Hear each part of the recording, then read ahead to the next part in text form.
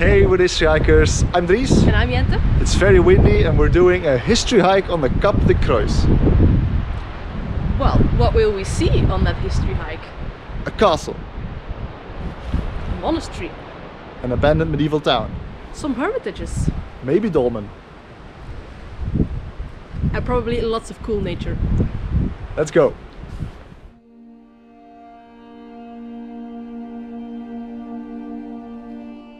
You join us on the Cap de Creus Peninsula, a rocky promontory that juts out from Spain and forms the easternmost tip of the entire Iberian Peninsula.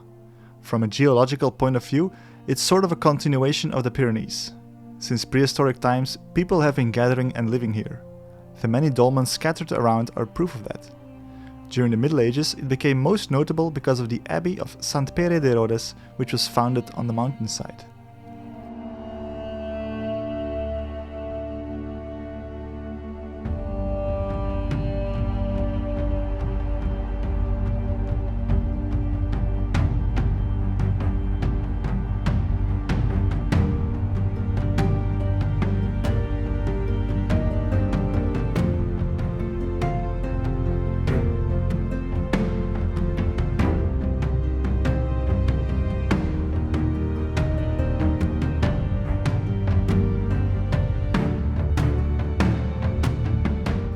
The Abbey is one of the most remarkable historical places in Catalonia, in our eyes.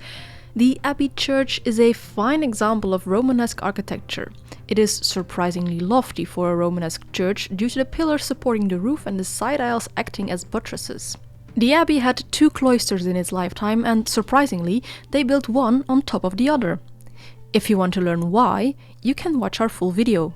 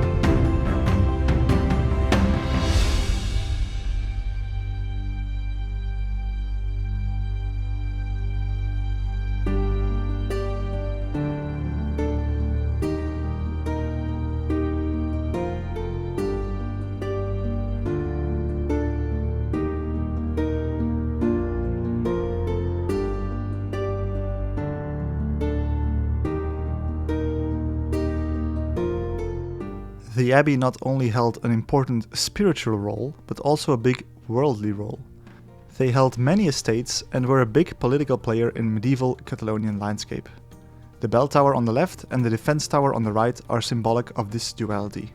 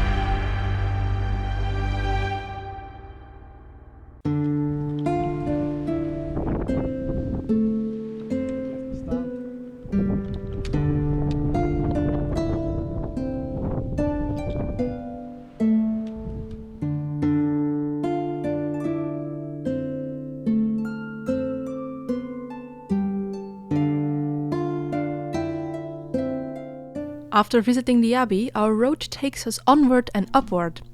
At the top of the hill awaits a castle ruin. On the way, we are treated to many great views over the abbey and bay.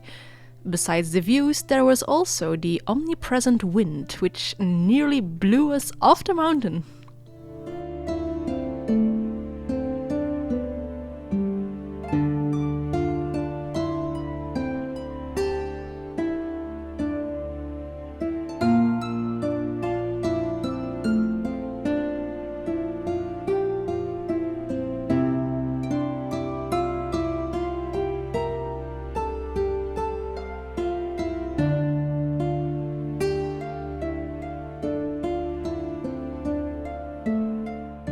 Eventually, we did reach the castle on top of the mountain, known as Verdera.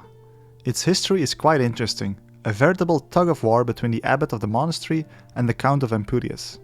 It was the abbot who constructed the church, but it was the count who reinforced the castle around it. Check out our full video for more.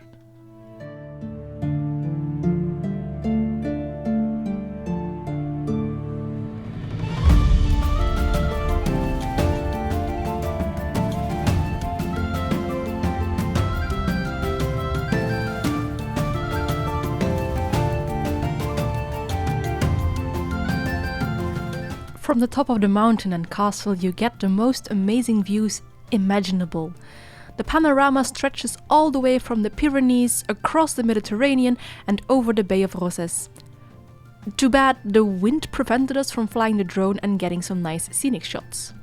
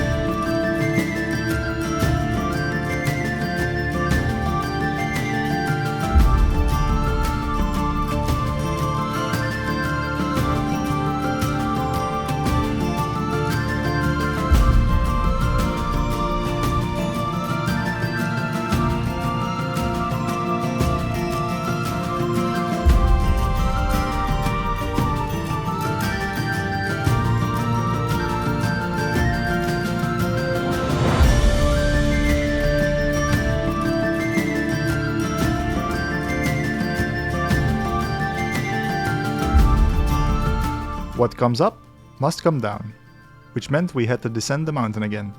The path here is very steep. There is good reason why they chose not to build any walls on the southern side of the castle. The sheer cliffs make it nigh impossible to scale the mountain from this side, and we had to give respect to any attacker who would try it regardless.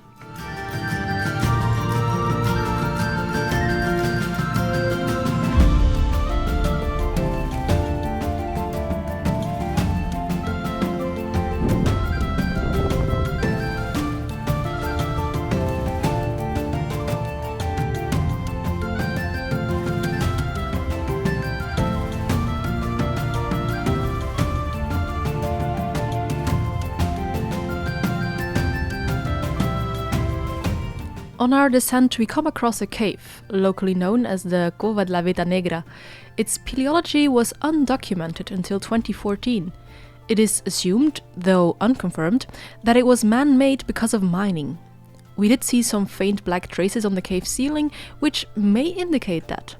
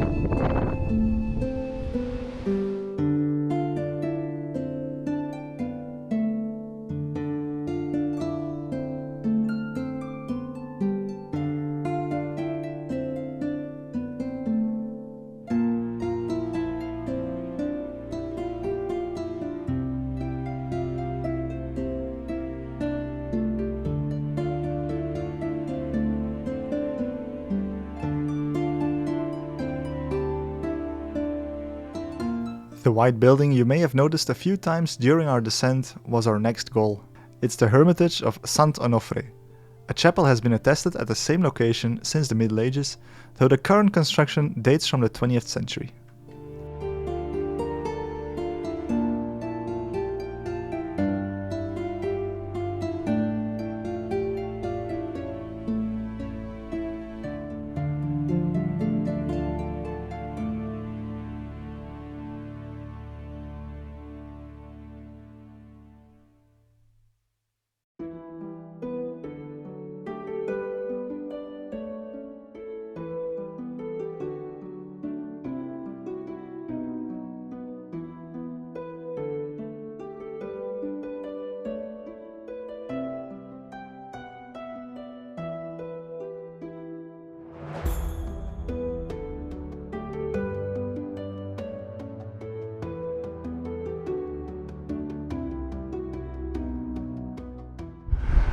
There's the castle.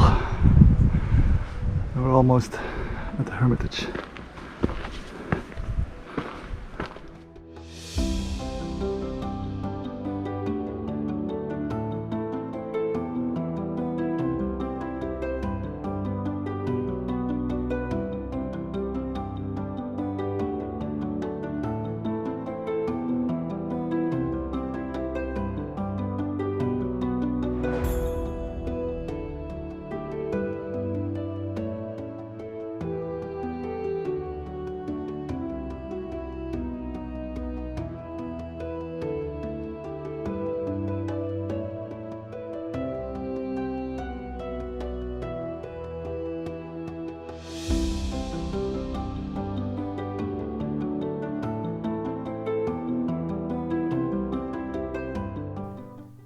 The Hermitage has a natural spring nearby, very useful in such a remote place.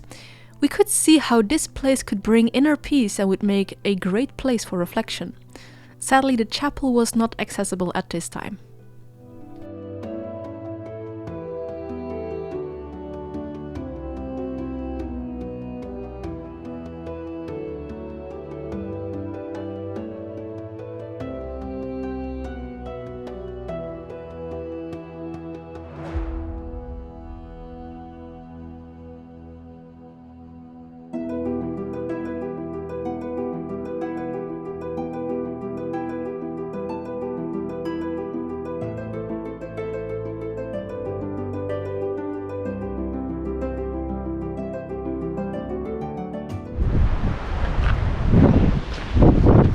Snack break.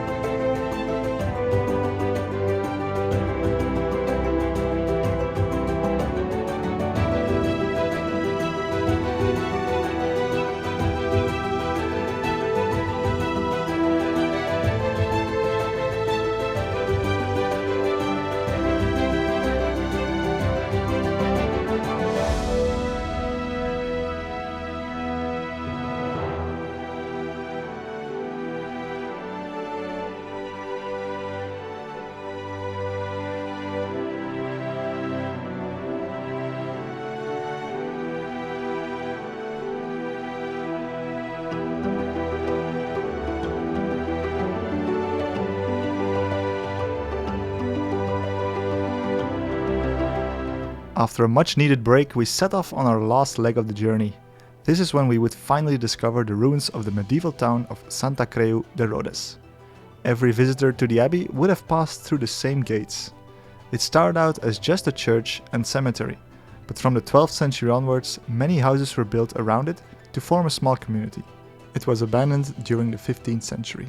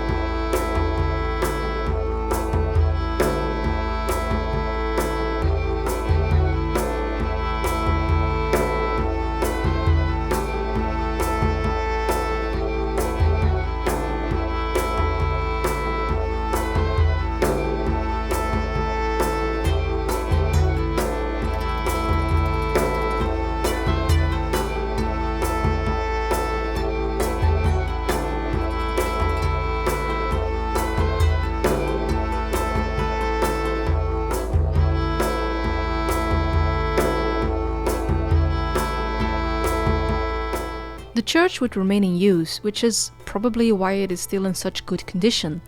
The belfry started out as a simple watchtower, but evolved into a church in the 10th century. The windows in the belfry are original and are known as pre-Romanesque. It's unfortunate we were unable to enter the church itself.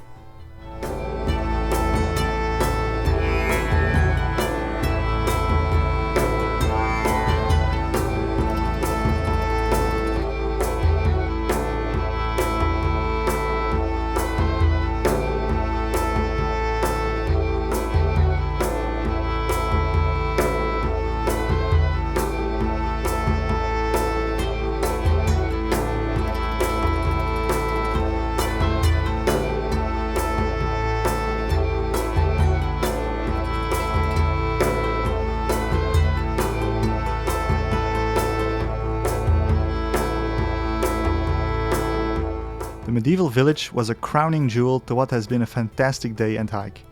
Even with the wind, we can highly recommend visiting this unique location. Its history has deep roots, just like its nature, which is teeming with life. We hope you enjoyed our last hike from Catalonia. We'll see you next week for the last video from this beautiful region.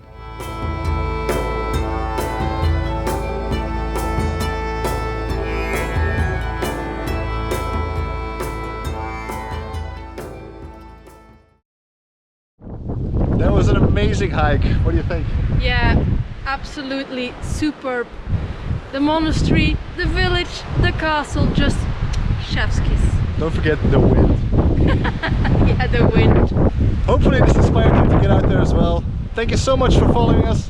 And like, comment, subscribe and all that good YouTube stuff if you want to see more of these kind of hikes. We'll see you next time.